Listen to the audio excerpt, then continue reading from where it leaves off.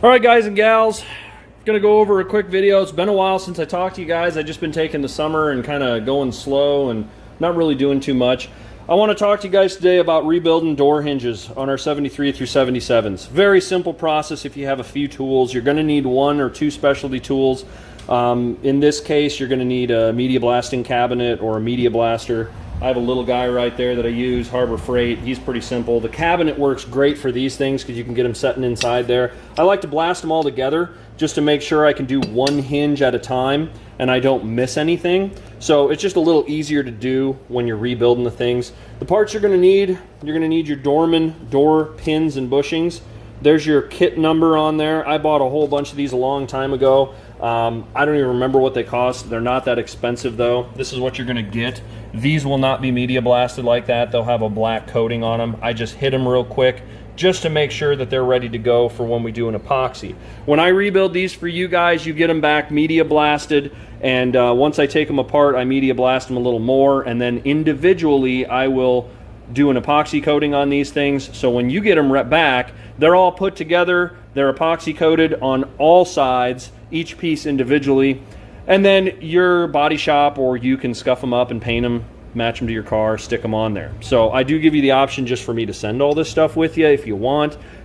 If it was me personally, just because I do restorations, I would like to paint each one of these pieces individually so I don't have any missing spots that have paint that aren't there. But generally, this is all you're going to need to do this stuff. You're going to need this little tool here, which is a spring compressor. Here's your information on it. STEK, S-T-E-K,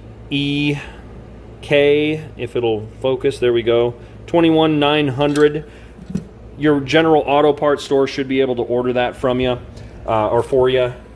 Check on eBay too. It's pretty simple. It's got a 1/2-inch nut on the one side with a carriage bolt. You tighten it up, it compresses the spring so you can basically pull it outside of the hinge. This spring I pulled from another car because these springs tend to fall apart or fall out if these hinges start looking like that. Your rollers are shot. And you'll tell when you're opening your door things aren't smooth. So these are very simple. One thing that you're not going to find listed for our cars is those door pin rollers. Now, I'm going to give you a quick, easy shortcut. A-body, 68 through 72, Chevelle, Monte Carlo, Oldsmobile, they're all the same. They fit right in these holes. They're just replacement rollers. Check on eBay, search for 72 Chevelle A-body door hinge rollers. This is what you're gonna find. Classic Headquarters makes them.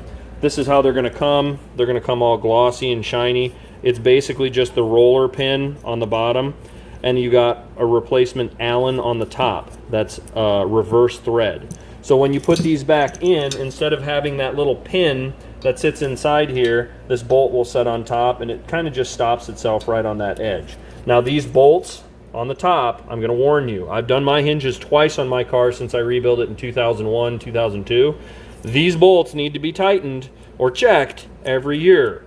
I let mine go for 5 or 6 years, didn't even think about it, and this bolt fell out, and then all of a sudden the top part of my door had no roller.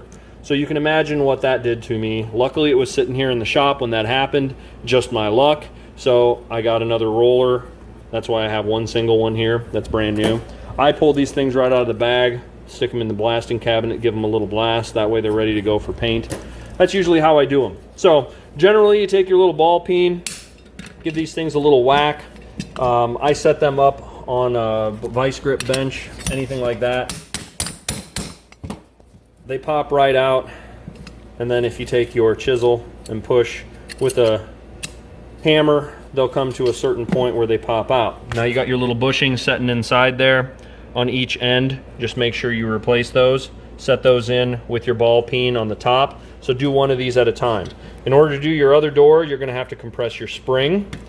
And I'll pause the video. I'll rebuild this one here, do a little media blasting on the things that I didn't get to, and then we'll show you how to put those pins back in, and I'll show you how to do this roller. It's pretty simple. So we'll be right back. All right, got the one rebuilt. Not that big of a deal. You just put your new bushings in on the top, and then you go ahead and drive these in. Now, you're going to have these spline bushings. Sometimes, depending on your actual hinge, those holes may be worn out a little bit. These help fill those gaps in. That pin still fits right through there. It just kind of gives it a little more rigidity to it. They give you 4 of them. They give you 4 of the brass ones, so it depends on what you need. On this particular one, I did need one of the splines down at the bottom because it actually was wore out and oblonged from that hinge going like this inside there. So I put the compressor back on, compressed it back, put our pin back in. Now, if you want, you can take an air chisel and you can chisel this corner down, which will roll that edge over, and that'll give you a little bit of extra safety so that pin doesn't come out. But the thing is, these pins sit, or these hinges sit like this on the car, so is it going to come off of there? This pin isn't going to fall out. So just make sure you drive your pins back in, and then this is super simple on the top of here. You basically take your Allen wrench, your old roller will roll right out of there. It won't have too much of an issue. You just have to drive it from the back and then pull it out. Of course, your spring's going to be gone. And then these new style older A-body pins actually are set just perfectly for our hinges. So I didn't have to ream this one at all. It's set right inside there, and then you put your washer on top, your lock washer, and then your Allen nut, and then you basically just tighten that thing down and it's good to go. So I'm going to pull the spring back out of this and pull the roller back out and get that stuff all coated so it's coated all the way around, and we should be good to go.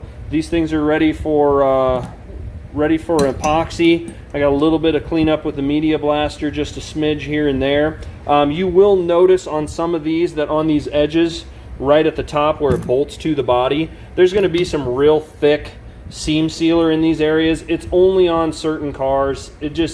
Some of them had it, some of them didn't. If body shops worked on them back in the day, some people like to put seam sealer on there. It's not really going to hurt if it's not on there, but when you're redoing these, you want to blast that off, or in my case, I just grind it off because it's a lot easier to grind. So aside from that, I got one more set of hinges to do, but all in all, maybe about 30 minutes worth of work.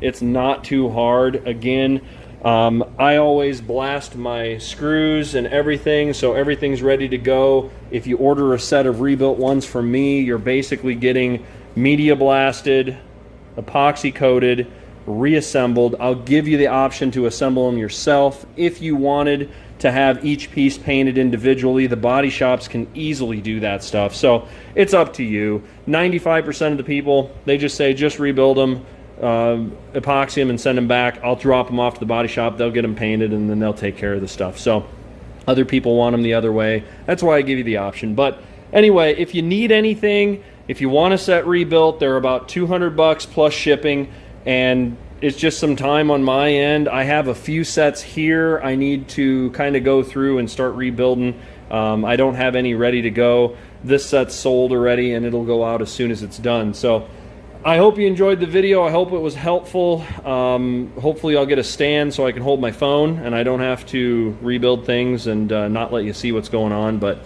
we'll get there. So anyway, let me know if you need anything. Thanks.